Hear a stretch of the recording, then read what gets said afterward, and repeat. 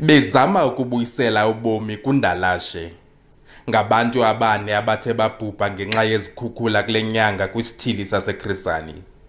Abahlali bathi bahlala besoyika kuba hleze ezikhukhula zingabuya. Into ebuhlungu kuba bekhe yasehlela kuqala sazama uba sibuyisele ubomi endleleni kwindlela ebiyokuqala. Yaphinda yasehlela sesigqibile kwakhona so asazi tata sazi so kutsho khona ukuthi kulonyaka lilishwe sikule.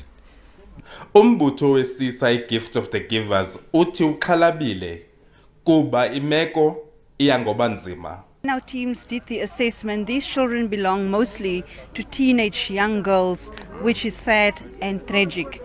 Kusenjalo umasipala wesithili saseKrisani uqikelela ukuba umonakalo ufikelela kwi-billion yeerandi kwisithili jikelele.